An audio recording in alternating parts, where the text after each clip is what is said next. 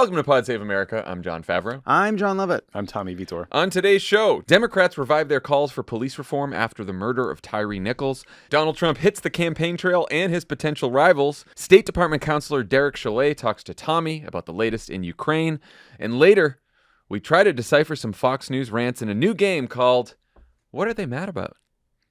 What are they mad about? What are they mad about? What are they mad about this time? We're going to find out. All right, let's get to the news. The fallout from the tragic and infuriating murder of Tyre Nichols by 5 Memphis police officers who beat the unarmed 29-year-old so severely during a traffic stop that he died in the hospital 3 days later. In the police body camera footage, which was released on Friday, Nichols could be heard crying out for his mother and didn't appear to ever strike back, despite what the police officers had said. The officers have been fired and charged with multiple crimes, including second-degree murder. And the Memphis Police Department has disbanded the undercover unit they were part of, which had been criticized for aggressive policing. So there were protests in Memphis and other cities over the weekend. The big question now is whether Tyre's murder will revive the national push for policing reform and actually lead to action this time. Cory Booker is expected to reintroduce the George Floyd Justice in Policing Act sometime this week, which died last year after his negotiations with Republican Senator Tim Scott fell apart. Maybe we should start by walking people through why those negotiations fell apart and what the sticking points were. Tommy? Yeah, I mean, the sticking point was an issue called qualified immunity, which shields police officers from civil lawsuits. The Democrats wanted to get rid of qualified immunity, that protection for police. Republicans wanted to preserve it. I think you have to get rid of qualified immunity as part of any reform because it so thoroughly tilts the scales in favor of the police and protects them from accountability that it was criticized by both Justices Sonia Sotomayor and Clarence Thomas. So if those people can agree on something, I think Congress should be able to. But police unions are very against getting rid of qualified immunity protections and have lobbied hard to preserve them federally and in a whole bunch of states. Yeah, and I think the bill didn't even fully eliminate it. It reformed it. It got rid of a lot of it. But and then there were like compromises floated back then. Like at some point, Tim Scott, during an interview, had said he was open to the idea that you would reform qualified immunity so that you could sue police departments or municipalities, but not necessarily individual officers. Lindsey Graham, by the way, just over the weekend floated that as a potential compromise as well, but that never really went anywhere, that potential compromise. I think because Tim Scott just walked it back. Or just decided that he wasn't going to embrace it, or couldn't find enough Republicans to embrace it. Well, they were so far apart. They were apart on that issue, but also the George Floyd Justice and Policing Act was much broader in a few other ways than the Republican bill. So they were always very far apart. They remain far apart. But it does seem like this. I mean, will this conversation be revived? It has been revived, right? Yeah, we have Tim Scott talking about it. We have Cory Booker talking about it. We have Lindsey Graham talking about it. Jim Jordan saying it's not necessary tells you where a lot of Republicans in the House will be. But I don't, this happens to be, I think, an issue where the fact that we went from a narrow Democratic majority to a narrow Republican majority in the House, I don't think it may make it harder and it may make the bill more of a compromise, but I don't think it's less likely. You don't think you think it's possible then? I think it's possible. I think it remains as possible because I think the same problem, like if it can pass in a bipartisan way in the Senate, I think it is possible for someone like Kevin McCarthy to bring it to the floor. I think the challenge was so qualified immunity becomes the sticking point that, all the pieces in the aftermath of the negotiations talk about as one of the big sticking points. But Scott's statement and what he said in interviews afterwards was he started making these claims that the Democrats, I couldn't reach a compromise with them because Democrats wanted to defund the police. Right, which he said that if you tied grant money to reforms, that was defunding the police, which is nonsense. Well, it's especially nonsense because that provision, right, which would it would give law enforcement agencies grants only after they met these certain standards in bias training, no-knock warrants, use of force, etc. This was codifying an executive order from Donald Trump in July of 2020. Heard of him. And that's what that provision was doing. So Scott at the very least was being somewhat dishonest in how he described that provision. But if he's not going to go there and embrace that, I think that tells you that there were never 10 Republicans in the Senate who were going to embrace even a compromise version of the George Floyd Justice and Policing Act. But I think the only hope then becomes that the debate has shifted. First of all, We are just outside of an election where we went through kind of a huge period of debate and conversation about this in 2020 that led to Republicans using it as a cudgel and using defund in a big way as a cudgel that led to months and months of inflamed coverage of crime on Fox News. Like, that is all kind of faded, which I think makes it a little bit more possible that you could have some kind of a compromise that would obviously not go nearly far enough and not go nearly as far enough as what Democrats would want to do. But that to me is why you see all the reasons why it's gotten harder, but there are a couple ways in which it's gotten easier. I also just would worry a little bit about what Trump will do or say about this. It's not the same issue, sort of a related issue was the passage of the First Step Act, which was a criminal justice reform that was very narrow, that Trump passed and initially sort of celebrated, that Jared Kushner pushed really hard. And a couple of years later, Trump talked about it like he was embarrassed that it had happened and regretted it. And so I just bring that up just to say, like, where Trump is looking for ways to outflank other Republicans by being more, pro-cop, pro-law and order, whatever you want to call it, I could imagine him being incredibly chaotic and unhelpful here. So in addition to Booker reintroducing the bill, Biden will be meeting with the Congressional Black Caucus this week to talk about reform. They've also invited Tyre Nichols' parents to the State of the Union, which means President Biden will be talking about this in the State of the Union. I do, to your point about how the politics have changed, Lovett, I think that obviously there was this sort of political debate around defund, especially in Washington and for people paying close attention. And then there were, crime rates didn't necessarily rise, but violent crime rates in a lot of cities did. And I think you have this dynamic in the country where an overwhelming majority of Americans, including Black Americans, want police to protect them from violent crime, and they also want to be protected from violent police. And I think that there's not a simple set of policy solutions to do both, right? It's not just about more funding or less funding. You can't just it's money at the problem or take money away and fix the problem, right? There's a lot of solutions that have been tried in cities and states that improve this on the margins. But I do think it sort of starts with the way our political leaders address it. Like last time Biden gave a State of the Union, he said we shouldn't defund police, we should fund police, right? And I get why he said that, but I do think there is a more nuanced way to talk about it that I hope he talks about in the State of the Union, which is people want to be protected from violent crime. They also deserve to be protected from violent police, and we shouldn't have violent police. Not only should we have them on the force, but we shouldn't hire them in the first place. But this is why I think on the politics, there was this incredible national focus and a shift in public opinion on this issue that was very dramatic and opened up a lot of new avenues for reform, made a lot of changes possible that hadn't led to a lot of local bills being passed, led to this national debate. But then the conversation around defund put Republicans, was exploited by Republicans, even though it was a position held by activists, which activists are always going to push for the most progressive policies can, but used as a cudgel against Democrats, which then I think in order to get to a place where I think that is why you see someone like Joe Biden feeling the need to say that, because they need to kind of make a break from that debate about defund, which I think ultimately makes more reforms possible. Yeah. I would suggest that everyone read Radley Balco's New York Times piece about this. It just sort of proves the point of how difficult this is. In Memphis, the police department says we've done de-escalation training and other reforms. They had body cameras, obviously. But these elite police teams, this elite police unit. Scorpion unit, as they're called. So, yeah, and they have these in cities all across the country. They operate in high crime areas with less oversight than other police units. And in Memphis, the reporting says that they tended to hire younger and more inexperienced officers with a propensity for aggression. The training for this unit consisted of 3 days of PowerPoint presentations and 1 day at a firing range. And these units they're militarized. They treat civilians like enemies. And for years, the Department of Defense has been giving local police departments leftover gear from Iraq, basically tanks and things, right? It's a completely back-assward way to think about how you keep people safe. In Detroit, this kind of unit was disbanded after they raided an apartment with sheriff's deputies in it and killed one. Yeah. Cops killing other cops.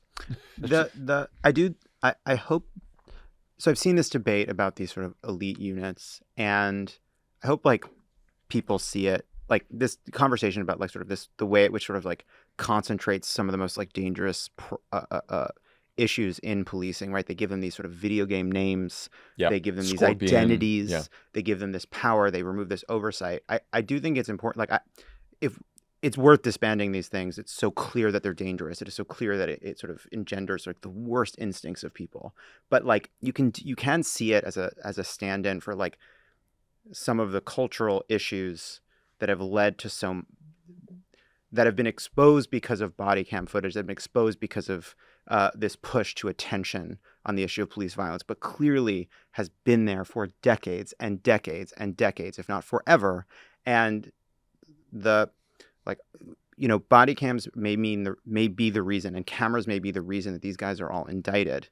But even with body cam, the culture that led these guys to be so callous, to be so violent, that led them to sit this kid up and then sit there and then have the medical help come and not address him. Like that culture that dehumanizes the people they are meant to protect, like that is such deep rot that has been there for such a long time, and it's going to take such a long time to untangle and get rid of it. But like how we focus on that, the way in which the people that go into the police and once into the police are trained to kind of lose that connection with the community is so bad, and it is the core of so much of this, that all of these reforms are about trying to protect against. Like all of these forms, body cams, qualified immunity, all of it is about trying to figure out how to make up for the way in which becoming part of this police force dehumanizes people and leads them to dehumanize the people they're meant to serve. But it's also like why these units are created in the first place is part of why this is such a difficult issue, right? Because these units are created in the first place because they're like, all right, we're going to send this special unit into this high crime area, and we're going to give them more leeway, and we're going to give them less oversight than other police units because we feel like the violent crime is the important crime to stop. And so if we just send a bunch of police in there and just let them do their thing and let them do pretextual stops and all that stuff, it's going to work. And guess what? In some of these units, they do take away more guns, right? They do make more arrests, but they're also killing a lot more people, and they're killing a lot more innocent people. And that's the key point there is this is a unit that's supposed to deal with violent crime, and they pulled someone over allegedly for erratic driving, Right. even though there's no evidence Right. that he We was still have no driving idea what was erratically. going on And there. they gave him 71 commands in 13 minutes to do various different things that were all contradictory while pepper spraying him. And for the, sometimes you'll see people reply to stories like this, like, well, if you don't resist, you're not going to get in trouble. The getting pepper sprayed in the face or beaten up, like you're going to run away. Like it's a human instinct. So that's a ridiculous straw man. I do think, though, the good news is like I am less hopeful than you are about what a Kevin McCarthy-led House of Representatives means for the fate of police reform. But a lot of good has happened in states. There have been some like 300 policing bills passed in 45 states over the last couple of years. Some of them govern use of force. Some have created programs to send civilian teams to respond to mental health crises instead of cops who are armed, because that leads to bad outcomes. Some cities have banned these kinds of police stops for low-level traffic offenses because, as we just saw, they lead to violence and police shootings. A number of states have tried to get rid of qualified immunity. Those efforts are mostly killed by unions. And again, I do think that's critical. And then other cities and states have banned no-knock warrants, chokeholds, including Memphis. So there's been a lot of progress at the state level. I'm not saying there's anywhere close to enough, and I think it'll take some time to really measure the efficacy of what's been done.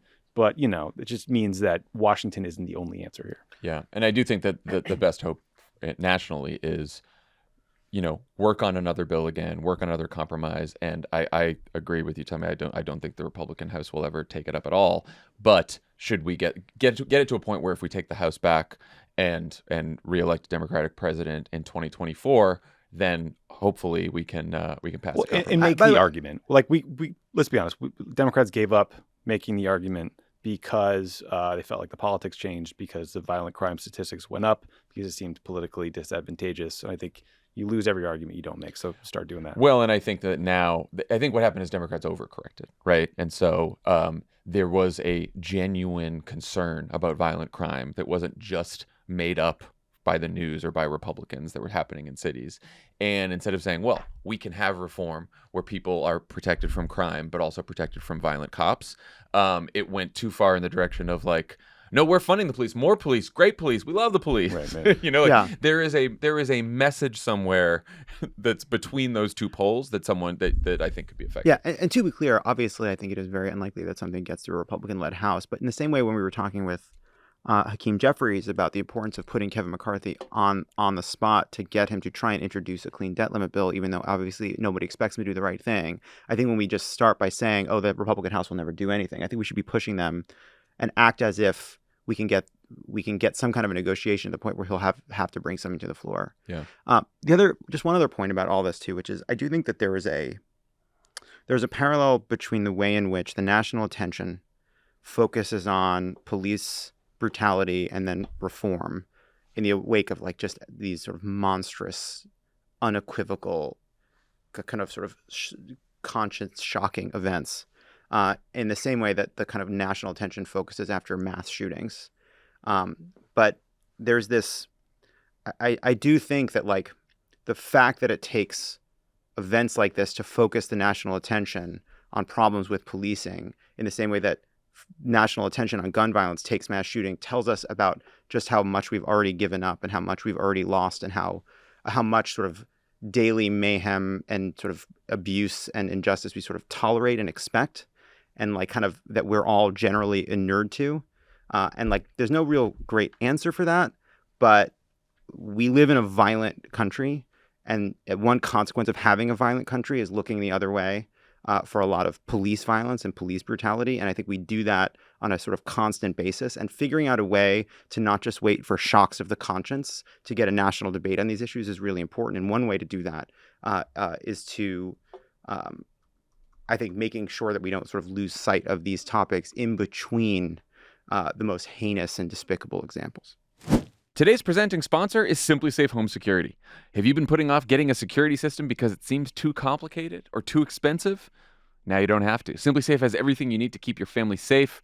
Lovett loves it because It was very easy to set up. It's top of the line equipment. top of the line. Most of it was made by DARPA, I think. That might not be true, but don't But quote you know, me. it's the same idea And it'll keep you safe. It's kept him safe for years now. for years, and Pundit too, which is very important. Pundit as well. Simply Safe protects every inch of your home from intruders, fires, flooding, and more. It's monitored by live professional monitoring agents ready to dispatch emergency assistance to your home when you need it most.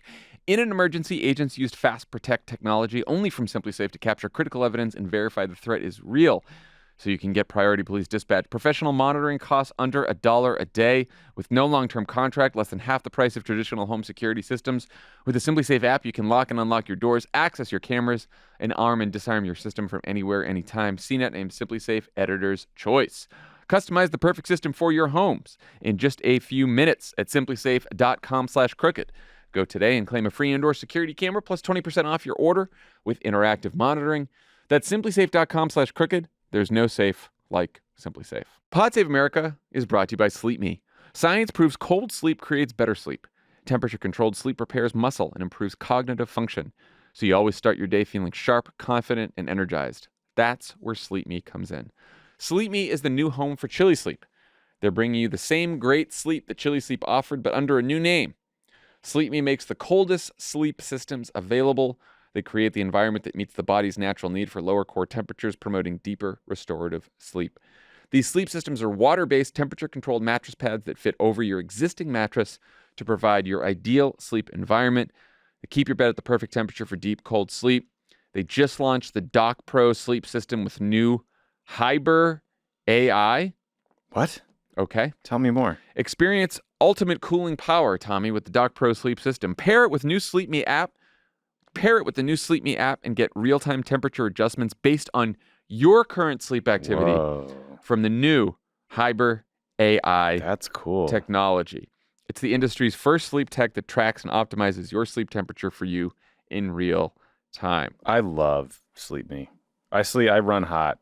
Me too. It's disgusting when you wake up sweaty. And it's never happened since I got my Sleep Me. I sleep So better. comfortable. Sleep so and much you better. you sleep deeper. Yeah, you do. It's a deep sleep, and it feels, it's cool. It's wonderful.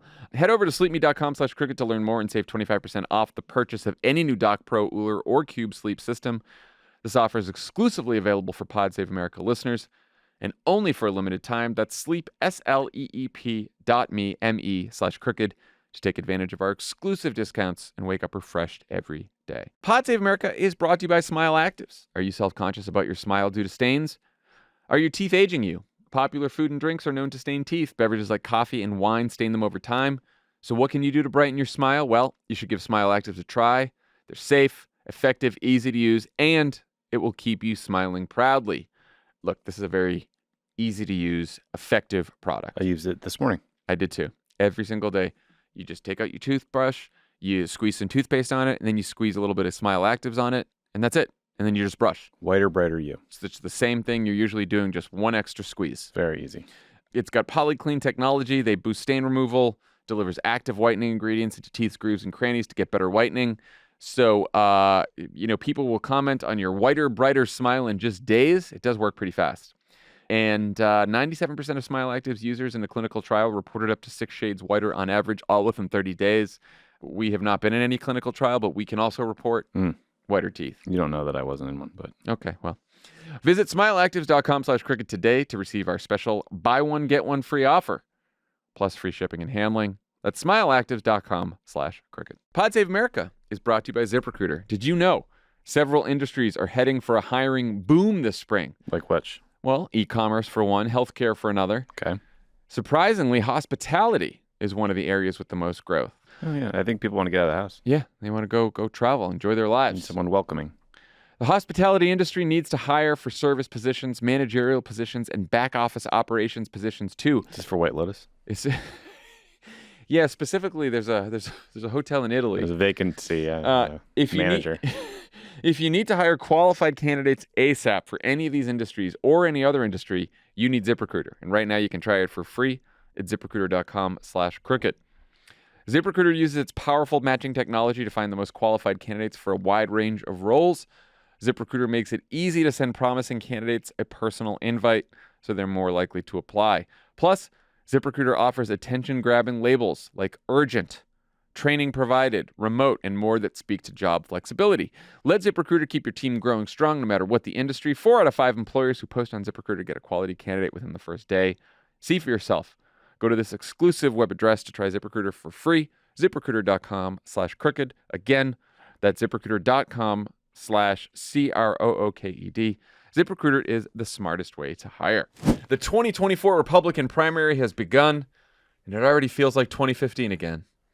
Donald Trump, the twice impeached loser of the 2020 election, who's under investigation for multiple crimes that include an attempted coup and a violent insurrection, kicked off his third presidential bid over the weekend with a pair of small, low-energy events in New Hampshire and South Carolina, where he announced some endorsements, talked about his potential rivals, and played the hits during his hour-long rambling speeches. We're going to stop the left-wing radical racists and perverts who are trying to indoctrinate our youth, and we're going to get their Marxist hands off of our children. You know, they're very good fighters, the Taliban, but they never fight at night because they don't have binoculars. They want mandatory stoves. And people that are cooks, I'm not much of a cook, but the cooks are saying gas is better. Bing, bing, boom. I wanted to see whether or not I could award myself as president the Congressional Medal of Honor for... What was Bing, Bing, Boom? I don't know. I watched that speech. I don't remember it. Me too. Man, Now, he's back, guys. He's back. He is. Yeah, he is back. Now, in fairness to Mr. Trump, the part where he says he deserved the Congressional Medal of Honor, he was joking. He was joking. He was he was saying that for being brave when Air Force One landed in Iraq. He was joking that he had been brave. Man, not a lot has changed. Could you guys detect any sort of message or strategy in either of these speeches, or is this just the same shit we've been hearing for the last 8 years? I would say it was 90% a greatest hits album. Donald Trump, legend. You got to play that. You go to a Donald Trump show, you got to hear that. You got to hear all the best. He does incorporate every stupid culture war fight. So the gas stove bit, as we heard. Yeah. New culture war just dropped. He had to get that in there. There was a rant about electric vehicles and how everyone's going to run out of power on the highway and get stuck on the freeway. He was very funny. He was like, you're on the highway, you're looking for a plug. Which is like, really is like, just like, he is just sort of tapping into boomer anxiety. For sure. He's just a cable news fan. Well, in the thing Lovett was talking about, how the Congressional Medal of Honor, that story was like 10 minits long. It was about landing in Iraq or something, and then it ended with some rant about leaving the equipment in Afghanistan. So again, back to the hits. Yeah, it was mostly greatest hits. The parts where there was, I think, strategy to it. One, he was trying to kind of come onto DeSantis's turf with the school policy stuff and going after the swimmers and going after critical race theory. Two, there was a kind of like, it's so strange for this to be something Trump is doing, and it is from, I think, a defensive position, like a place of weakness. But he was really trying to prove to Republican elites that he had the backing a lot of important figures in the state.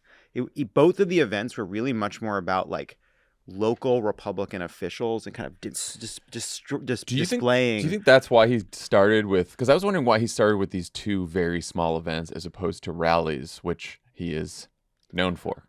Yeah, I do think that's why. I think these were events very much aimed at signaling to Republicans to either hold off on making endorsements or to jump in and make endorsements of him. Because he really did line both stages with local officials and talk about how much and how good he was to them and how good they were to him. Which actually I think the most effective. And then the third point I'd make was actually made by Lindsey Graham about like sort of the message he was trying to convey. And it was the most direct and honest thing anyone said, which is after Trump spoke in South Carolina, Lindsey Graham gets up there and says, now there are a lot of people saying, oh, I really like Trump and I really like Trump policies, but I'd love Trump policies with somebody new.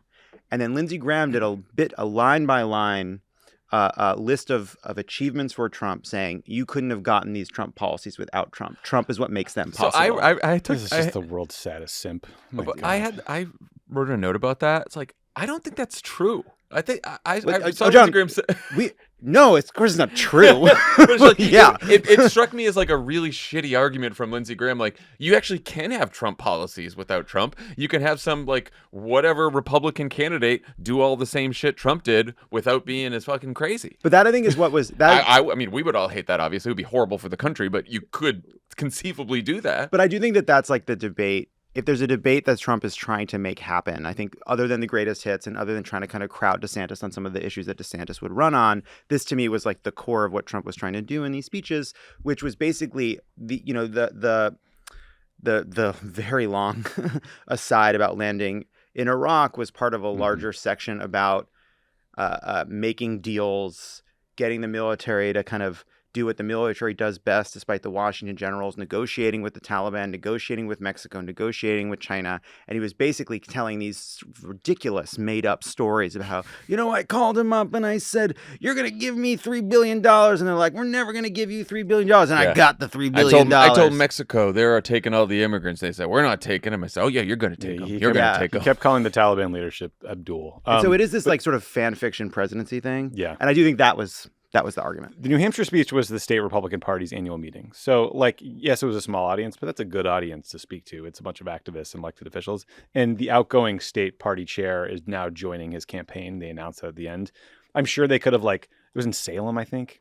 Not the best town in New Hampshire. I guess they could have cruised up to Canopy Lake Park, Manchester or something, and rented out a hockey rink. But you're not doing a big outdoor rally in New Hampshire in January. That's not a good idea. South Carolina was in the State House right next to a statue of John C. Calhoun, an ardent racist and defender of slavery. So that was also not subtle, but again, elite opinion. I don't know. Maybe you could have done a rally in South Carolina, but I don't know. He didn't want to. Yeah, I just think it's weird that this time around he's going for establishment support, which is also ironic because he is the party establishment at this point. But Trump in 2016 was the great outsider, didn't give a shit about Republican elected officials anywhere, and the people that loved him were the base of the party that often didn't even participate in elections and didn't vote. And now it's he's doing this insider thing, which I thought was interesting. I also thought, to your point, Lovett, he did a lot of reciting his policy accomplishments, because I think, if the 2016 campaign was, a restoration of a time that never really existed in America. This is sort of remember the days of the Trump presidency and how wonderful they were, right? Yeah. Like he wants to kind of paint this picture. And that was funny. We played that clip, but we need a president who's ready to hit the ground running on day one. I'm like, is he leaning on experience like he's fucking Hillary Clinton? Is he going to tell us strength plus experience equals change? Look, I've always said that strength plus experience equals change, and obviously also change minus strength equals experience. Yeah, that's the right equation. You got I it. see that. And then he tried, this was the other line, Biden running makes every day seem like April Fool's Day. Donald, come on, buddy. Are we running for class president? There was a What whole is that? riff where It was- he would do a line and then he'd say, "It's is April that? Fool's Day. It's April Fool's." It's horrible. January. It was. What are you It talking was about? also No, like that's he one of the it problems. clearly thought about it on the golf course, and then he kind of tested it out at the buffet, and people seemed to like it. And it was just like, hey man, look, keep that in your back pocket. It's late January. You're so Right. close. Keep that good stuff for April. February's short. Or late March. That's a great. You can do that. You can do Yeah. that in April. It's a great joke. He will. He'll come back. They'll to it. get to it. You mentioned the his culture war. You mentioned his education stuff. His biggest applause line was his proposal to cut federal funding for any school that teaches critical race theory or gender ideology, which is part of his education policy plan that also includes, quote, opening civil rights investigations into any school that discriminates against Asian American students, and he also promised to keep men out of women's sports. So it does seem to me like that those policies are coming from a place of weakness, because he is like following DeSantis on this kind of stuff, when back in, I think, 2015, when he was running, you could argue that like he was the candidate most in touch with the base's grievances, and he was like out front on extreme immigration policies. Well, there's something about that too that does also it does speak to how much has changed, because you go through each of those, right? Those are obviously things that test really well with Republican voters, but that specific part about Asian Americans, that is a inside Republican sort of conversation about trying to peel off Asian Americans by using affirmative action as a wedge issue. And so it's like, and then there was another part later in the speech where he says something about, I think it's in the sports section, about, and then maybe when he started talking about the wall, and he said, these aren't Democrat or Republican, these things are just common sense. It was like the most like rote kind of, but clearly a message tested line. There was a lot of message tested pieces of this speech. Yeah, look, it's just bigotry with the slightest of dog whistle. But you're right. I mean, DeSantis is out ahead of him, banning AP Black History courses. He's putting Christopher Rufo, the guy who created the hysteria around critical race theory, in charge of gutting some Florida college's curriculum. So yes, he's following DeSantis there. Yeah, I mean, it's going to be a competition if DeSantis gets in of like who can be the ultimate culture warrior here. Yeah. That's what this round is going to be about. And so it could get pretty ugly and even more bigoted For sure. as we continue to go on, because Yeah. they're going to try to appeal to the most extreme parts of the party. Yeah, I do think that the way that Trump's language evolved in this speech, and it's something that's going to be, I think, pretty menacing and awful, is he was, these people hate America. They are the kind of the way he waves away the entirety of his opposition is the Marxists, the racists, and the perverts. So that's going to be, I think, those are the three horsemen. He also took a direct shot at DeSantis, who the Washington Post reported over the weekend has been holding meetings about 2024 and has already identified multiple potential hires in early primary states. Trump said DeSantis has been trying to rewrite history over his response to the pandemic, accused him of promoting the vaccine as much as anyone, and criticized him. These are criticisms, and criticized him for closing some beaches and businesses in some parts of Florida. Do you guys think this fight over the pandemic will matter to Republican primary voters? I can't tell. I think so. I mean, hating Fauci, thinking he's evil, is now like Republican canon. It's a core belief. I think the anti-vax movement is pretty firmly embedded in the Republican base. Trump is right about DeSantis flip-flopping on this. Back in 2021, he was telling people to get vaccinated. He was saying vaccines protect you. A year later, he's hosting anti-vaccine news conferences. He put together a committee and called for an investigation of the wrongdoing in Florida with respect to COVID-19 vaccines. So, yeah, I think DeSantis will argue he fought the woke left and the lockdowns and the vaccine mandates while Trump caved to them and hired Fauci or didn't fire him. Yeah, they both have done couple switches on the vaccines. DeSantis' whole point during the vaccine rollout was, look how good I am at rolling this out. I'm the best at rolling this thing out. Trump was like joking on stage about how like, oh my God, this fucking vaccine's a boo. You're booing the vaccine. All right, I guess. I think you should get it. You know, he would like, he felt it changing for him in real time. I think it, as an issue, I don't know how important it will be, but it really is sort of, you know, so much of the fight is going to be like, who's sticking it to the fucking squares harder, you know? Which one of us is going to stick to the nerds and the fucking Jews the hardest? Really, it's all in a little bit in there. That was Lovett. That was Jon Lovett. Send like, your who's going to comments stick it to them? him. Who's going to really stick it to those New Yorkers? But vaccine skepticism is increased, and you're also seeing it among like elite opinion makers. Like, remember, there's that guy David Sachs, insufferable venture capitalist douchebag who's brought into Twitter by Elon Musk. He has a podcast with the guy who said, "I don't care about genocide." They did an episode the other day where they're all bragging about how they're not going to get the booster anymore, right? Like, this is a growing I figured thing. you might swerve to hit them on that. And I appreciate they are insufferable, horrendous people who yap a lot. I think, on one hand, I think it is hard to make a primary fight about a 2-year-old issue that has little bearing on the future. On the other hand, primaries are historically about really dumb things. Famously so. And it's also like unclear what else they're going to fight over, because what other policy differences do they have, or like differences in issue positions they've taken, et cetera. So like you look for like the tiniest difference between you and your primary opponent and you make it into a big deal. That happens in primaries all the time. I have to say, I'm a little worried it could get personal. But I think you're right. It is a stand-in for like who's more establishment and who's the bigger outsider. Yeah. Right. That's going to be the fight between DeSantis and Trump. Who will tell the woke lefts who want to boss you around? No. And also, like, That's if you have the audio, like one of the biggest applause lines was in this part where he kind of ran through all the people he was going to keep taking on. We need a fighter who can stand up to the left, who can stand up to the swamp, stand up to the media, stand up to the deep state. Am I allowed to say stand up to the rhinos too? I think we can say that. It was one of the biggest applause lines he got in both speeches. And I do think that's like, it's only a matter of time before DeSantis is a rhino. And he's like, speaking of rhinos, Lindsey Graham. Yeah, come exactly. on up. Well, the thing about it too is it's like, oh, you're taking on the rhinos? Like, the rhino is extinct. Yeah, there's like one rhino left in a fucking zoo somewhere. It's a moving target. Yeah. I do think it is a setup for, DeSantis is probably going to have the support of more of the Republican establishment. The Mitch McConnells of the world, even if McConnell doesn't actually endorse, but that type of person who's not a rhino, but Trump would call them a rhino. For sure. And so Trump is setting it up so that when DeSantis gets all this Republican support and gets more of these Republican officials, he can say, they're just as bad as the Democrats and I'm the real outsider. Yeah. So that's probably what he's doing there.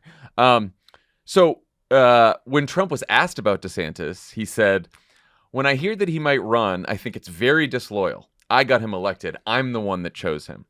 But when he was asked about Nikki Haley and other Trump officials potentially running, like Mike Pence, Nikki Haley, Mike Pompeo, like half his cabinet is running against him, he said, "My attitude is if they want to do it, they should do it. I have good relationships with all of them." So what do you think? What's with the different answers? So it's so transparent. It's so great. It's like, well, DeSantis could beat me, but not if all these other people run. So I hope they do it, because then they can all be divided as the anti-Trump person, and I can do the same thing I did in 2016. Yeah, that's the smart explanation. I think the feral dumb explanation is that's just very sad for Nikki Haley. It's like in sports rivalries when one team hates the other and the other team just never thinks about them. It's like Chicago Bears fans who hate the Green Bay Packers, and Aaron Rodgers is like, I forgot you guys were still in the NFL.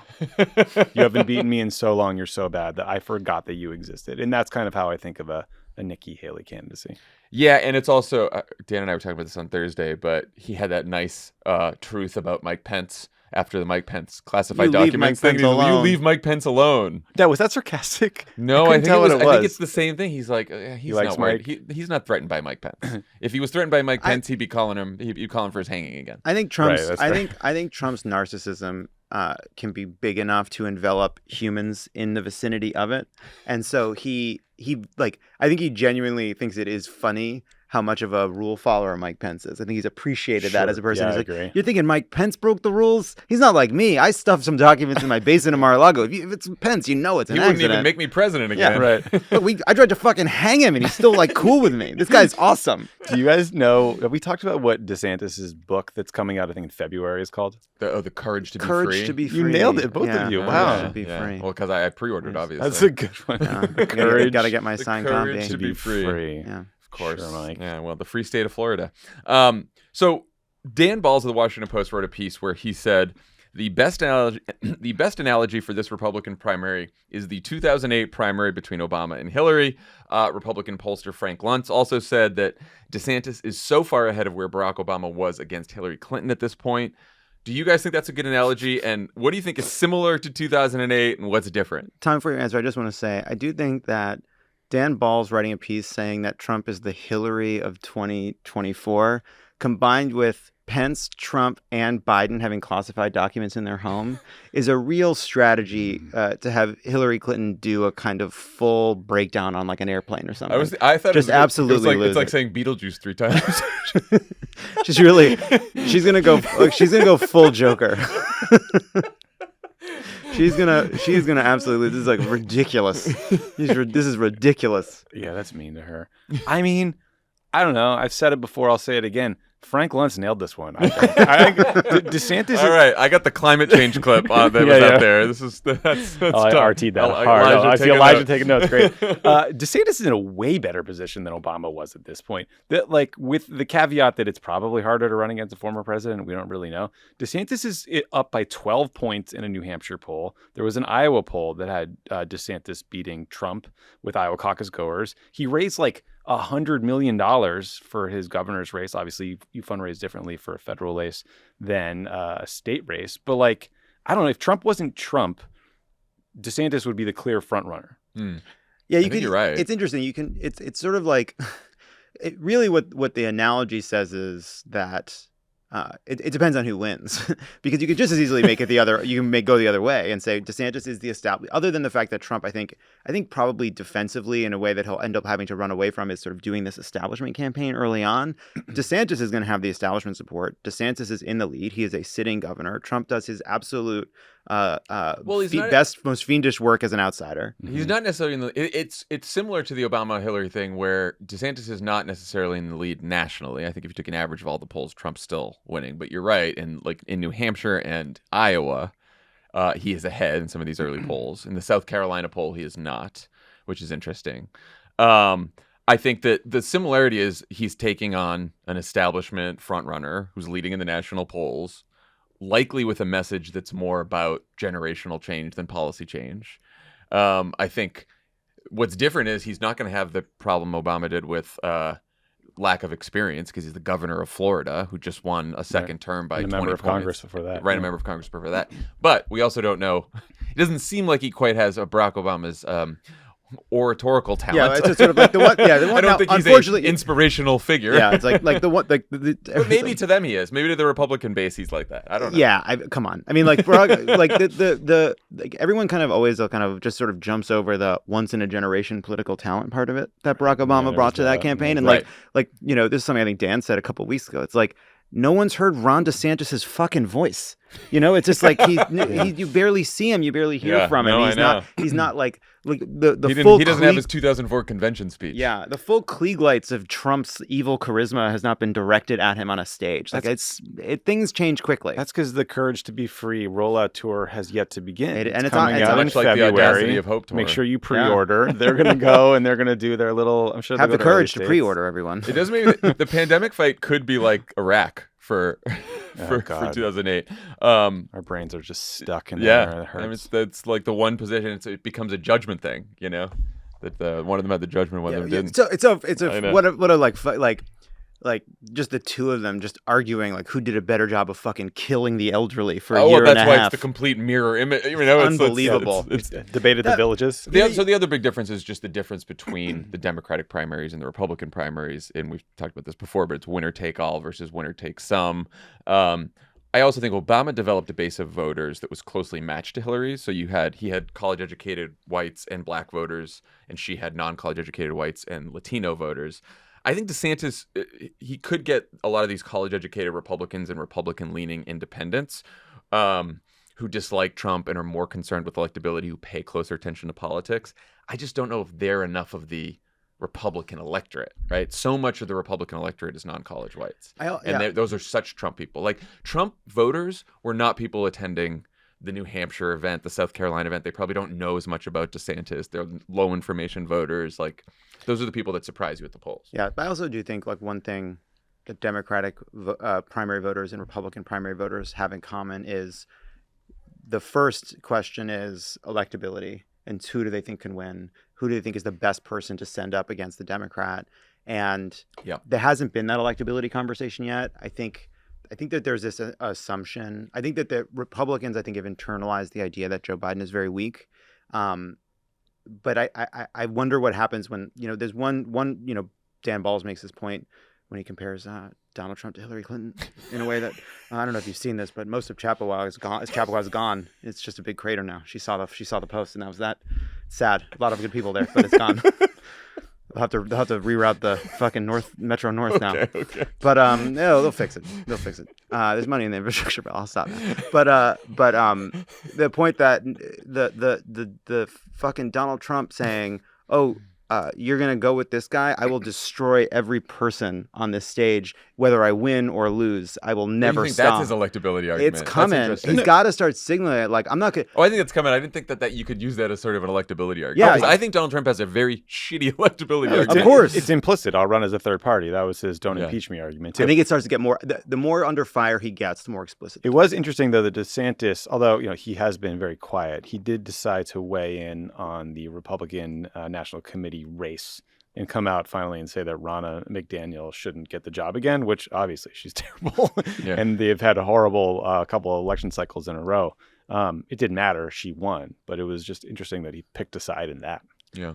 Yeah. Well, he's sort of like he doesn't want to, he even with the Kevin McCarthy stuff, it's like he dips his toe in, puts out a kind of lukewarm endorsement. Then when it starts going his way, he chimes in and says he's the orchestrator of it. He's always afraid to kind of put himself too far out there. Yeah. Even I go back and forth, like gut instinct on this. I'm like, is Trump going to do it again? Could DeSantis do it? I just don't know. I don't know. It's too early. Here's the time will tell. Time will tell. Time will tell. There you go. There's our analysis. All right. When we come back, Tommy talks to State Department Counselor Derek Chollet about the latest in Ukraine. Pod Save America is brought to you by Cariuma, the sustainable sneakers worn by skaters and surfers. They're reimagining classic sneakers with you and the planet in mind.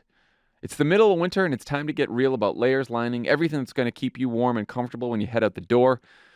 When you can leave the parka at home, the best-selling Aka is just right. 20,000 five-star reviewers and over 70,000 waitlisters. Even your favorite celebrities love this versatile, crazy comfortable shoe. This is Cariuma's new school take on a classic sneaker. Take your pick of durable, organic cotton canvas or ultra-soft, responsibly sourced suede.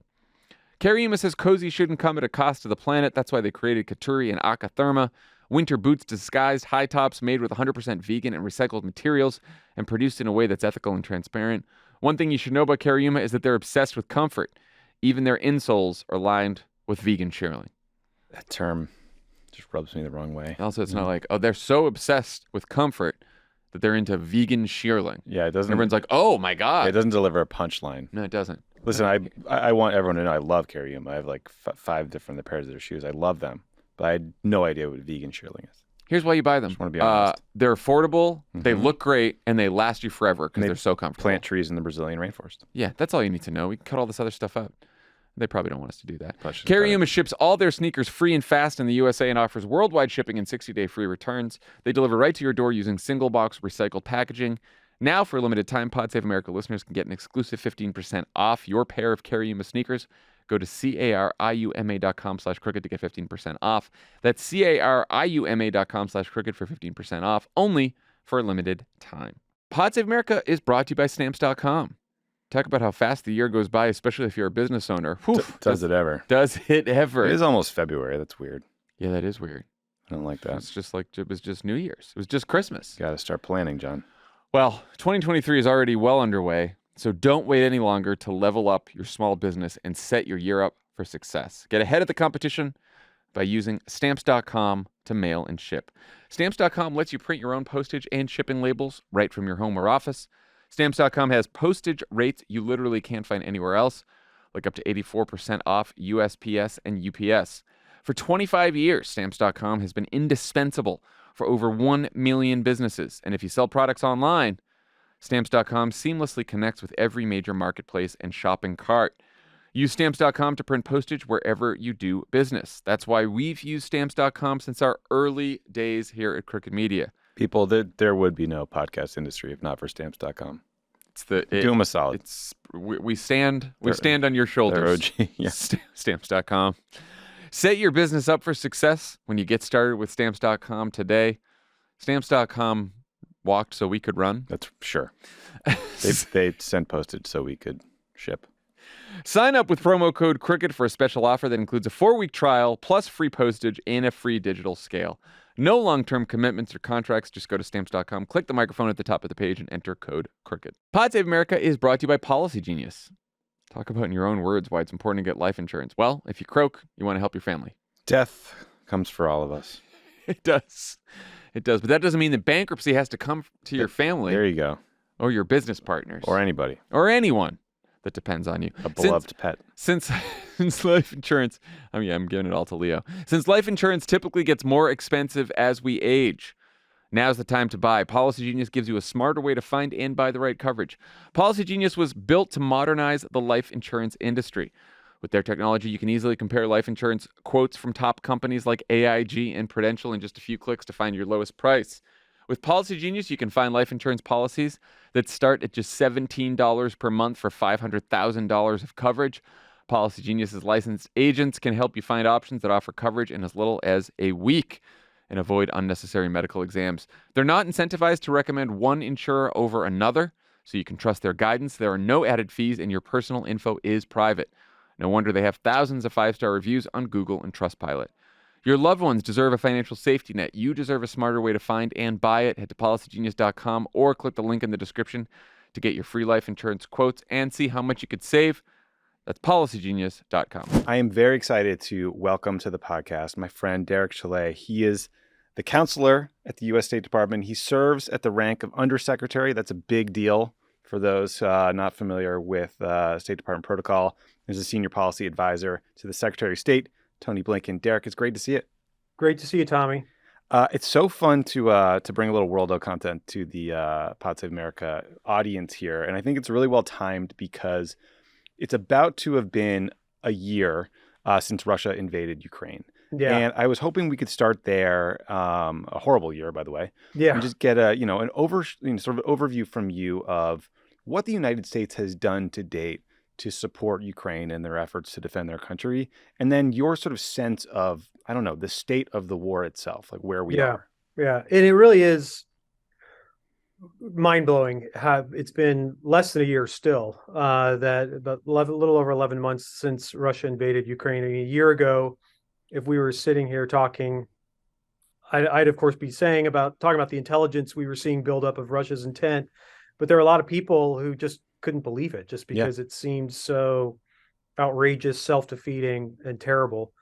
And of course, everything we've seen transpired has just confirmed kind of everything we knew about Putin, but it's also confirmed everything we knew about the Ukrainians. And I think, first of all credit goes to them for their incredible courage, resilience, toughness, and they've been really taking the fight to the Russians. And, our policy hasn't changed really much at all, Tommy, since the beginning, which was, the kind of North Stars were punish and isolate Russia, working with our allies and partners, doing everything we can to support Ukraine. And what we've seen do politically, economically, but probably most importantly in terms of security assistance, providing Ukraine with weapons over the last year, it's remarkable. I mean, we've really not seen anything like it since the early 1940s and the way the U.S. came to the UK's support in the early days of World War II. It's really remarkable. Yeah, it's rare to see Europe this united as well. Yeah.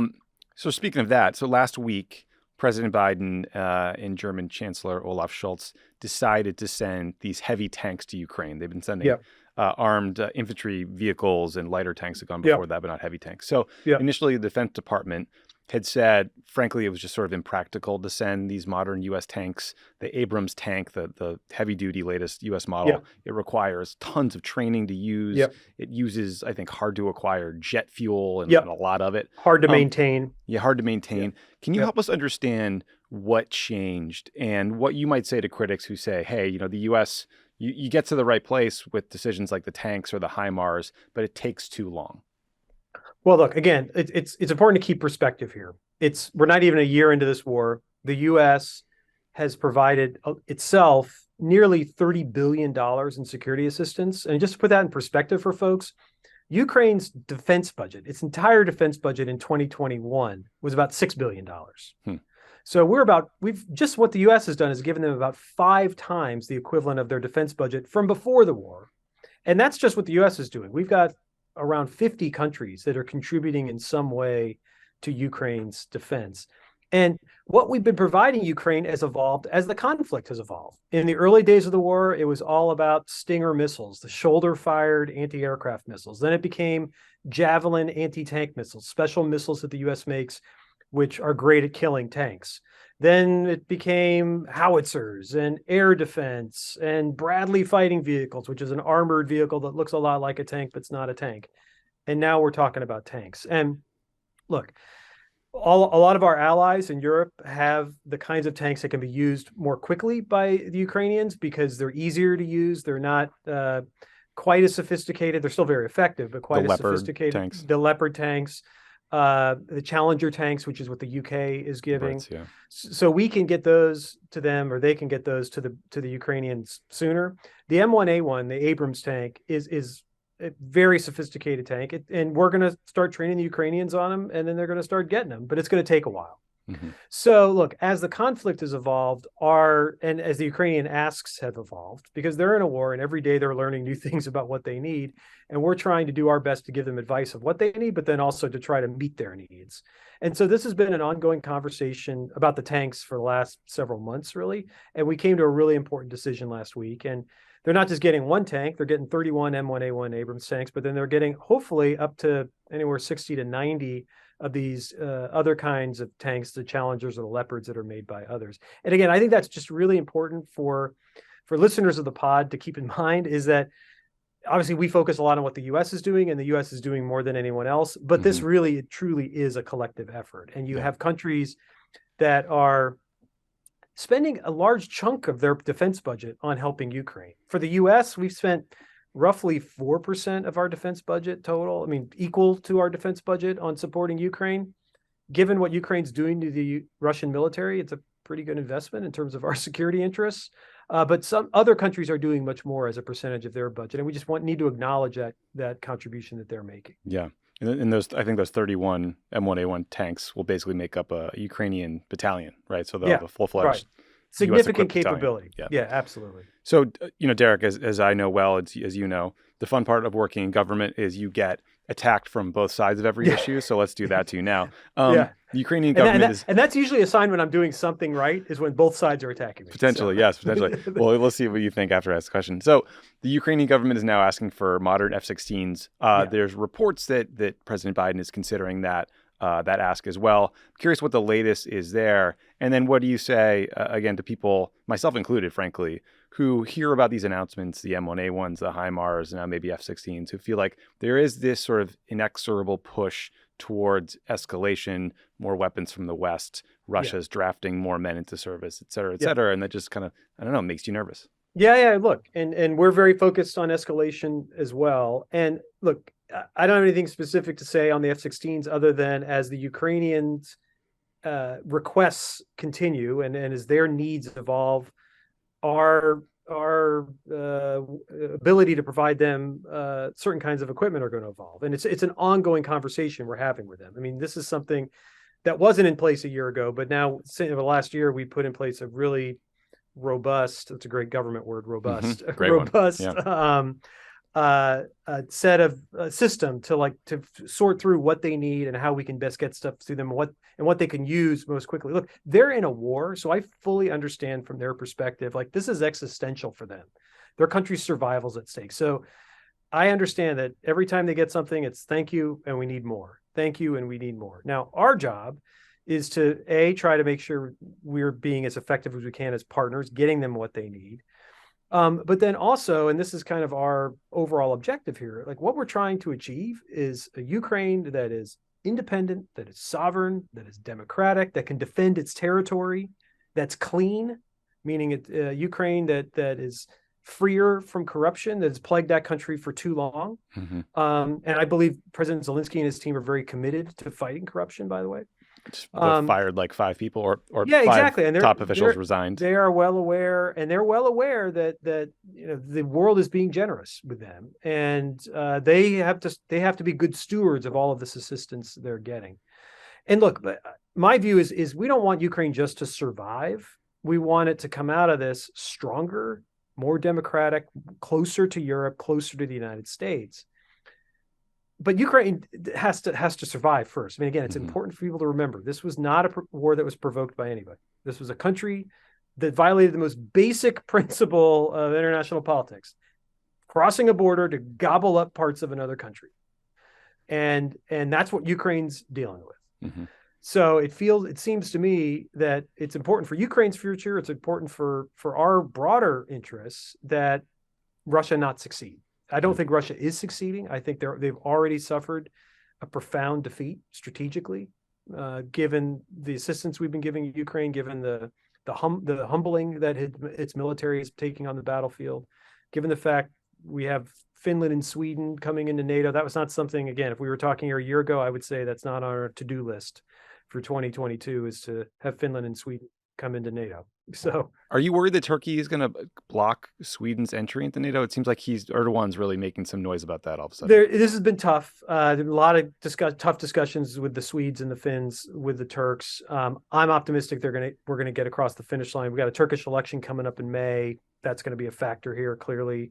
But I think we're going to get there. And I think what's important, again, not the first time NATO's enlarged in its history. This has been record-setting time already, even with this delay. Yeah. So it's just important to keep that in mind as well. And some capable militaries that would be added to the alliance. Yeah, absolutely. And the thing, again, viewers and listeners don't, both may not be aware, but Finland and Sweden have already been great NATO partners. I mean, they have very capable militaries. They're very strong democracies. They're the kinds of countries we already do a lot with. And so having them in the alliance will make us all stronger. Yeah. So there's been a lot of pressure, understandably, from parts of Washington, more from progressives, to push President Biden to sit down for talks with President Putin. Just curious if there's any, like U.S. diplomatic contacts at any level with the Russian government, and whether you guys feel like Putin is willing or able to have real talks, not just sort of like sit down as a way to stall for time. Yeah, I mean, look, I'm sitting here in the State Department. Diplomacies is how we make a living. So we never rule out talks. And of course, again, a year ago, we were engaged. Secretary Blinken was engaged with an intensive set of conversations with the Russians to try to find, is there a way we can prevent this war from happening? It was pretty clear in those conversations. And frankly, I have not seen anything in the last year to suggest that Putin is willing to contemplate anything other than his own maximalist objectives, which is he wants to own Ukraine. Right. Yeah. Full stop. And look, Zelensky has said he's open to diplomacy. Let's talk. But, Putin's made certain terms for preconditions, as they call them, for talking, which are impossible for Zelensky to accept, including the fact that Zelensky would have to acknowledge and recognize the territory that Russia's gained by force. I mean, that's just a non-starter. So I haven't seen any evidence that Putin is serious at all about negotiations. Yeah, unless anyone think that your point there is just about territory. I mean, we know that there have been Russian war crimes committed against civilians in those occupied territories. Hundreds. It's untenable. Hundreds, if not thousands. Yeah, yeah, absolutely.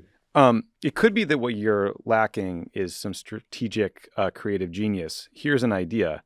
Former President Trump says that if he's reelected, he will build, quote, an impenetrable dome over the United States to protect us from Russian nuclear missile attacks. I know you don't do politics, but you did work at the Defense Department in a previous life. What do you make of the feasibility of building said impenetrable missile defense dome over the U.S., a la the Israeli Iron Dome system? Technically, probably not feasible. Kind of Back to the Okay. Future, reminiscent of early 1980s and Star Wars. What if we call it Star Wars? Space lasers Maybe could do so. it? We've been there. Yeah, Oh, this is an old idea? yeah, It's too bad. Yeah. Okay. Yeah. Moving forward, yeah, speaking of Israel, so, there were reports over the weekend that Israel struck some military sites in Iran over the weekend. yeah, I know Tony Blinken is over in Yeah. Israel now for meetings. There were some suggestions on Twitter, so consider the source, that the Israeli government might have done this to help Ukraine. Maybe, the Israelis have refused to offer Ukraine weapons or assistance, but Iran has been a key source of drones for Russia, for example, that they've used against the Ukrainian military, or the Ukrainian targets, I should say. The New York Times later reported that the strike was unconnected to Iran's support for Russia. I'm just curious if you know anything about this strike in Iran, or if anything we can talk about publicly. yeah. Nothing I can talk about publicly. You wouldn't be surprised to hear that. As you said, Secretary Blinken is in Israel right now.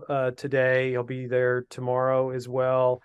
Intensive talks with the new government there, a new old government in many ways. Prime Right. Minister Netanyahu is well known to all of us here, and as well as some members of his senior team. Iran was first and foremost on the issues they discussed, and we share with the Israelis our determination to prevent Iran from getting a nuclear weapon, but also to take steps to try to address Iran's behavior that the nuclear talks have nothing to do with, like Iran's proliferation of drones to places like Russia. And I think that's a dimension, frankly, going back to Ukraine, of the Ukraine war, that is quite concerning, which is the deepening of the cooperation between Russia and Iran, the willingness of Iran to provide Russia with sophisticated drones that are being used to kill civilians in Ukraine. It's something we should all take notice of, and it's important. You're kind of defined by your friends, and you look where Russia turns for support. It's turning to the likes of North Korea and Iran. Mm-hmm. And that's a big problem. That's a big problem for us, big problem for Ukraine. It's a big problem for Israel as well. Yeah, understandable. I think calling the Israeli coalition old but new is perfect. I mean, it's Bibi Netanyahu, who we've all had the great pleasure of getting to observe and work with at times. But his new coalition is this hyper-nationalist, ultra-Orthodox group of individuals that includes former, ex-convicts, open racists in ministerial positions, and there is concern from people like Ehud Barak, the former Israeli prime minister, that Netanyahu is pushing forward policy proposals that he said, Barak said, would, quote, collapse Israeli democracy. I'm wondering if that kind of is on the conversation, if there's any concern from the State Department about the trajectory of this new governing coalition and some of the things they're pushing for. Yeah, well, obviously it's something we're watching closely. Secretary Blinken has been very clear that we're going to be focused on policies, not personalities. And he was in Israel today. The reason why he wanted to go so early, since this new government has taken office, was to talk about some of the policies. And look, and this is not just about this moment, it's kind of taking a step back. What's brought the U.S. and Israel so close over the last 75 years is the fact that we have shared values. We're thriving democracies. We've seen the vibrant Israeli civil society in action over the last several weeks. And, we want to always try to stay true to those principles and remember that's fundamentally what brings us together. And the other point we've made is that, look, we believe that Israel's normalizing of relations with some of its Arab neighbors that's happened over the last few years, and there was a big step taken in the previous administration. Mm-hmm. And I give credit to the previous administration for that, because I think it was the most positive thing to happen in the Middle East in quite some time. And what I'm talking about is Israel's normalization with the United Arab Emirates and Morocco and Bahrain. And that's a bottom-up piece. That's not just governments doing it. It's businesses, private sector, tourism, people to people, education, sports, all that. Well, look, it's hard to see that circle getting wider if Israel's backyard's on fire, right? Mm-hmm. And so that's something that to me is self-evident. We want to do big things with the Israelis. Prime Minister Netanyahu's got big ambitions for Israel in the region. We share those ambitions, and we want to work together to try to achieve those. But it is hard to see how that happens if Israel's mired in a major crisis right in its backyard. Yeah, I mean, is there any concern that potentially U.S. military aid or funding for systems like the Iron Dome system might be supporting, I don't know, IDF military units that appear to be providing cover for settler violence, or I don't know if there's potential annexation of the West Bank? Is that the kind of thing that's getting talked about? I mean, we've been very clear with the Israelis that President Biden has, for his entire career, support the two-state solution. We want to continue. We're continuing to uphold that. We're also continuing to urge both sides to take steps to achieve that. Important part of Blinken's trip to Israel. Well, he'll be going to the West Bank, and so he'll be in the West Bank on Tuesday of this week for talks with the Palestinian leadership, which is under tremendous stress right now as well. So, look, as always, the Middle East puts a lot on your plate, and that's why it was important for Blinken, as the nation's chief diplomat, to get out there sooner rather than later to begin getting to work with these guys. Yeah, well, I'm glad Tony's there. I mean, there's a really scary cycle of violence. There's this horrible attack absolutely. on people in a synagogue over the weekend. Terrible There's weekend. been reprisal Yeah. attacks on Palestinians. Civilians are the ones being harmed. Yeah. Last question for you, just to turn to China, just to grab bag of the hardest issues I could think to ask you. So a 4-star Air Force general named Michael Minahan sent a memo to his command warning that he believes the U.S. will go to war with China in 2025. The House Foreign Affairs Committee Chair, Michael McCall, agreed with that assessment on one of the many Sunday shows this weekend. I'm sure that you and Biden's national security team were thrilled to read about an Air Force general kind of riffing on war with China. That's always a fun day. Always a fun Saturday morning reading the newspaper on that. In the press office. Yeah. But, Derek, like this talk is like, we can, suggest that he shouldn't have put that in a memo or that McCall's statements are irresponsible. But this is kind of the talk you always hear about China, right? It's this Thucydides trap. Great powers are always going to get into a conflict talk, like war is treated as inevitable. What do you say to listeners who hear that all the time out of Washington and think, boy, that doesn't sound good. I would prefer to avoid a war with China. And can you tell us about anything that the diplomats at the State Department are doing to try to relieve some steam here? Sure. No, absolutely. I mean, we want to avoid a war as well. I mean, China is the most complex and consequential relationship that we have right now. And I'm sure the United States is not alone in feeling that way. Many countries around the world feel that way. And, in foreign policy, there's often a desire or drive, particularly among the chattering classes, to come up with the bumper sticker, like what is it, containment, or what do you call it? Right. Well, if you wanted to try to sum up our China policy, you would need like a really long bumper, because it's hard to boil down into one word, because there's elements of the relationship that are competitive, and we're not afraid of competing with China as long as we're playing by the same rules. There's a element of the relationship, and I concede it's a small element right now, that's cooperative. I mean, we've got to cooperate with China on an issue like climate change. I mean, the U.S. is responsible for 15% of global emissions. We got to work with others to get the 85% under control, and China is a big chunk of that. So there are elements we hope to be cooperative, and there are elements of the relationship that are conflictual. Doesn't mean it's a conflict, but we have fundamental differences, and we need to push back hard where necessary and try to change China's mind, and working with our allies and partners alongside us here in this. So, look, we have an intensive amount of diplomacy with China. President Biden and President Xi have had multiple conversations, including one in person late last year on the margins of a meeting in Indonesia. Secretary Blinken, in short order, will be visiting China to follow up on President Biden's meetings with President Xi, and find a way that we can put a floor on things. Like we believe that this relationship matters greatly to a U.S. interest, in both positively but negatively as well. And we need to work with them to prevent things from spiraling out of control and becoming into a conflict that I think we and they would want to avoid. Yeah, and Secretary Yellen, I think, was just there, the Treasury Secretary. That's a big deal, right? Because, I mean, with China's COVID restrictions, I believe only John Huntsman, the U.S. ambassador to China, was maybe the only person having meetings with Chinese officials at a senior level Nick Burns. John Huntsman was Obama's ambassador in 2009. Exactly, Jesus Christ, man. My brain is... that's all right. We're leaving it in. Nick Burns was the only one who had meetings with Chinese officials for like a couple of years, right? Well, in China. In China. We would meet with Chinese officials outside of China. Secretary Blinken's had multiple interactions with his counterpart, and now he's got they just had a shakeup, so he's got a new counterpart. as well.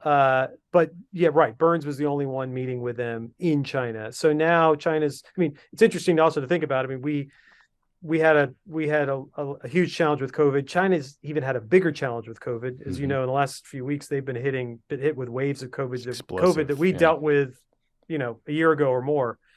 So now, I mean, this will be Secretary Blinken's first trip to China as Secretary of State. So over 2 years in the job, he's finally getting there. Yeah, that's remarkable. Derek, thank you for this tour of the region. I really appreciate your time and all the good work you're doing. Thanks, Tommy. Appreciate it. All right, we're back. Before we go, the great Hallie Kiefer is here. Thank you for having me back. Of course. Of course. I work here, I guess. What would the option be? I just wouldn't come. It would be insane. You can no-show. Anyway, you got a game for us. I do. Gentlemen, we have a new game. It's called What's He Mad At? We've got basically the premise of we play you a clip from Fox News. A few selected words will be bleeped out, but you'll notice the screen as sort of a familiar cant, if you will, because all Fox rants follow sort of the same formula, sort of a deranged Mad Lib, if you will.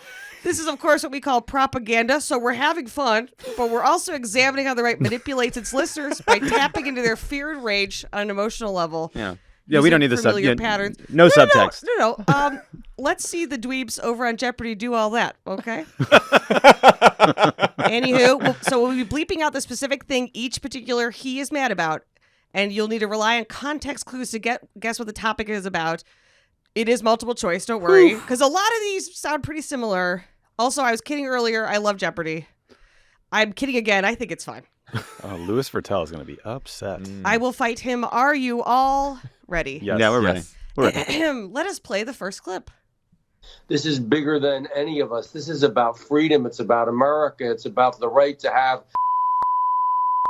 It's what we do. And now to take that away because a particular company or a particular political party has so much power. I mean, this is what happens in authoritarian regimes. It doesn't happen in America. So we've got to fight this. God, that could be anything. Yeah. Exactly. The particular company, company that makes me think it's about a Yeah. social media ban. That makes me think it's about a social media ban. What's he mad about? Here are your options. We got some options. Oh, yeah. A, the rumor that the Biden administration is going to get rid of gas stoves. Could be. How his beloved Newsmax is losing its contract with DirecTV. That's it. Ooh. The release of the so-called Twitter files, or the time an Olive Garden waitress refused to say Merry Christmas back to him. Sure, it was the middle of January, but that's how this works. First, liberals limit Christmas to a single month, and then they abolish it entirely. Gentlemen, what's he mad about? I think it's Newsmax. That's what I think it's I thought it was Newsmax. going to be like closing Splash Mountain or something Disney related. I think it's Newsmax too. What was the first one again? We have the rumor gas stoves, Newsmax losing a contract with DirecTV, Twitter files. I'm not saying Merry Christmas in January. I'm gonna zag where they zig and go Twitter files. Okay, again, Tommy couldn't be more wrong. It's actually B. It is Newsmax getting dumped by the satellite provider DirecTV. And then just to give you a little context at home, in case there's so much going on. Congressman Van Drew and other Republicans feared the loss of Newsmax would rob Americans of the right-wing viewpoint, but don't worry. DirecTV immediately replaced Newsmax with a new right-wing cable news channel called The First, which, of course, has given Bill O'Reilly a television show yet again. I haven't heard this. I didn't even know Wow. that first. Thanks for educating us about that. It's like I got to tune in. It's like when my local Poison store closed, and I was worried, but luckily a big, beautiful, gigantic Poison Emporium opened right down the street across from the Target. Saved by the bell. So you can get your poison. Absolutely. You thought you might not be able to get your poison, but now you can. You get more poison than ever. More poison than ever. Pick your poison. Poison now featuring Bill O'Reilly. Let's play the second clip. Compassion, which is at the core of the American spirit. We all agree. The care for other people. It takes that care and it twists it to dark ends. You're seeing some of the nicest people in Washington make some of the dumbest statements because they've been infected by this brain virus. So members of Congress are now trying to spend your money on a... This is crazy. Let's hope we pull back. Wow, this again, is so good. Could be anything. That's basically how Tucker. That is Tucker Mad Libs right there. It's incredible. Also, the bleep it makes it sound way cooler. I Like know. they're actually talking about something filthy. It's like I wish that'd be more fun. Yeah, you're not crazy. The world is crazy. So it's something to do with Congress. We know that. Okay, let's hear the options. A, more federal funding for the Ukrainian army. Okay. B, more federal funding for refugees at the border. C, a monument at the Capitol for Ukrainian President Zelensky. D, a new laptop for Hunter Biden, because you know that guy's going to lose it. Okay, he's going to put it on a park bench in Delaware. Interestingly, were you all aware that Delaware's state bird is Hunter Biden's laptop? Actually, it's not, but what if it was? Your thoughts?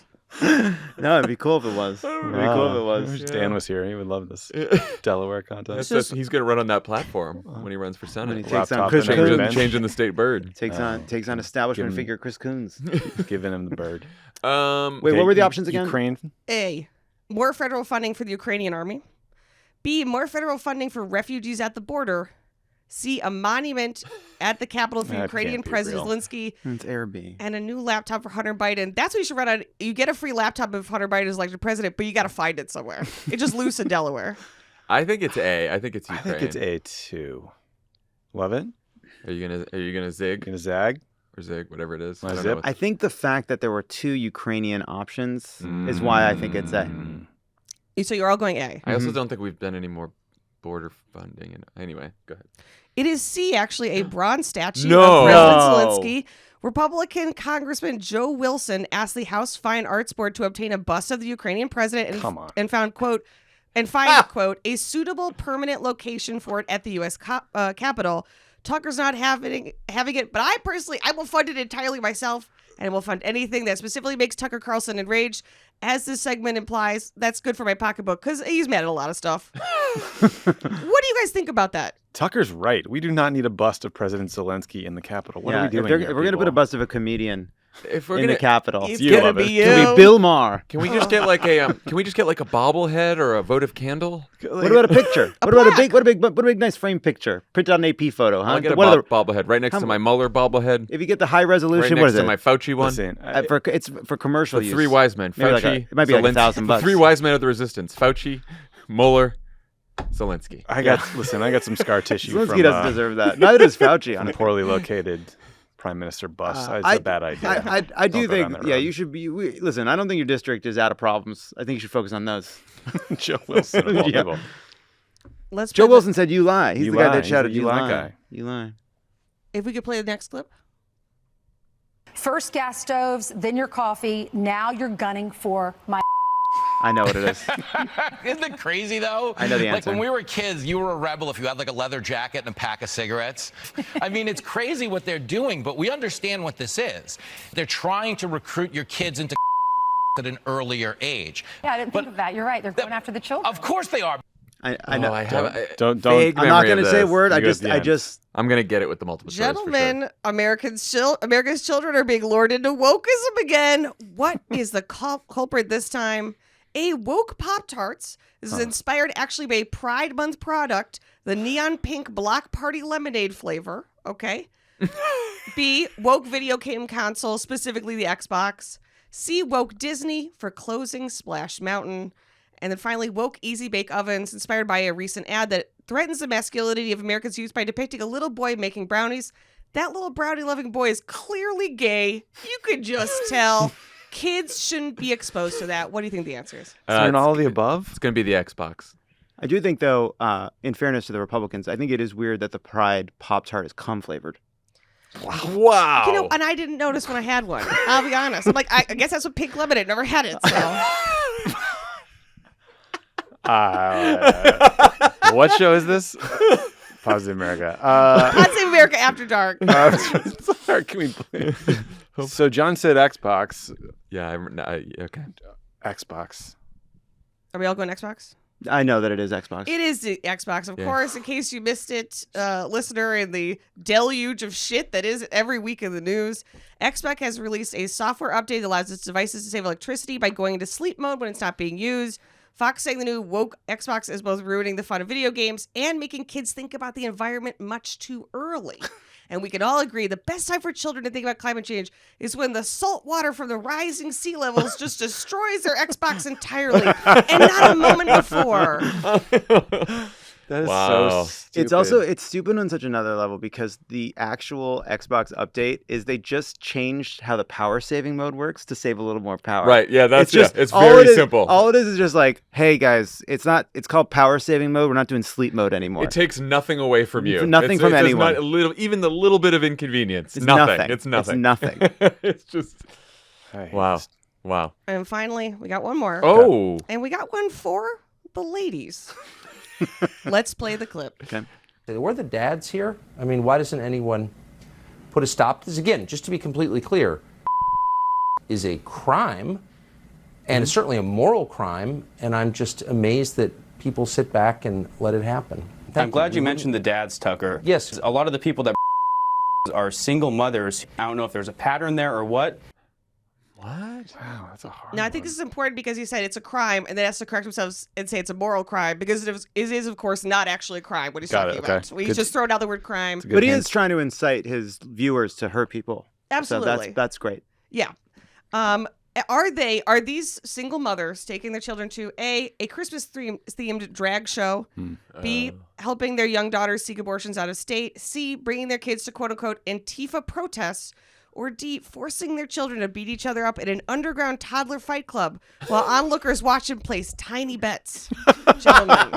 Cute little tiny bets, toddler-sized bets. I think D was in the Game of Thrones spinoff, or wasn't that in this last season? Little Kid Toddler Fight Fight Club? It was like a Little Kid Fight Club in a show I watched recently. But you dreamt it.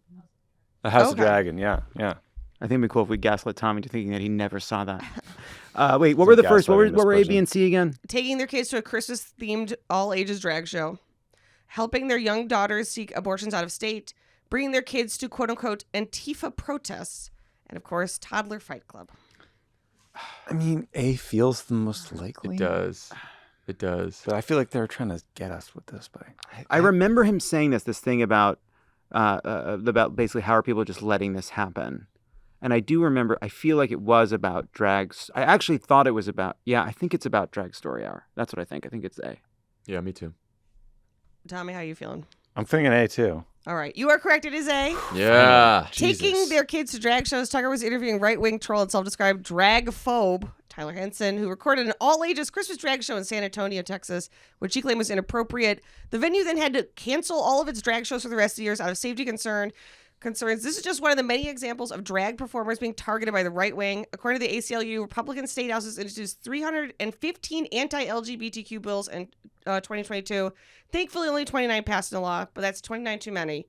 But Tucker's not entirely wrong, because as a woman who doesn't have a man to physically control me, I do go to drag shows a lot.